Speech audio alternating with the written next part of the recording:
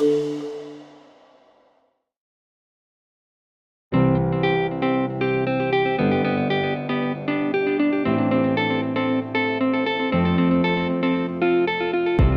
had decades now of the experiment of governments trying to solve affordable housing programs where they want high quality but low cost housing at scale and speed.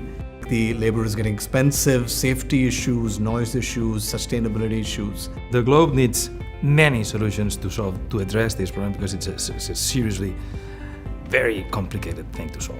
And what we have done is integrate several tools, which starts from planning, then architecture, then engineering, then production engineering, then on-site plans, community life, self-driving cars. All together is what we call an integrated solution.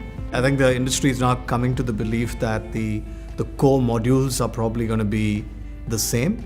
You then add architectural features, you can do the interiors, you could do a lot of the landscaping to kind of then spec it at different levels, but the core, which is concrete, steel, all of the insulation, all of that will get commoditized and standardized.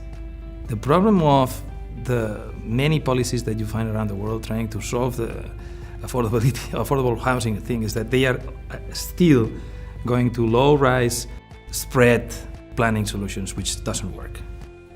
It's not sustainable.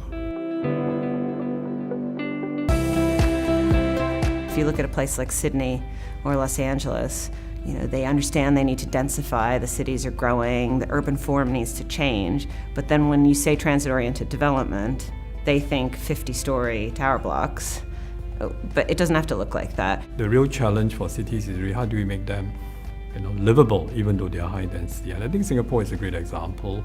In 50 years, I think we have actually tripled our density, 5.5 million people on basically 700 square kilometers of land. Density doesn't have to be hideous. It can create neighborhoods, create communities, but as an industry, we need to work a lot harder to communicate that to the public. At the end of the day, I think a smart city is really a city that's livable, that's sustainable, and technology is really an enabler in the process of making a city livable and sustainable. All of real estate is now getting smart. We're talking smart offices, smart homes, facility management. It's already made a huge impact on things like hospitality. And I think finally on the way customers interact with their developers is going to change, which is about how they resolve complaints, how they give feedback, how tenants talk to the landlords. We built a mock-up building, it was a 4-story building in 31 days. We received more than 1,000 families. And the first question our team was asking to the visitor was, would you live in a building like that? They all said yes. I think we're reaching a tipping point where in the future, homes will be manufactured in factories. For all you know, it'll get manufactured in Shanghai, shipped in containers, and will be assembled at site. Is this 5 years away, 10 years away? Don't know, but I think the movement is clearly started.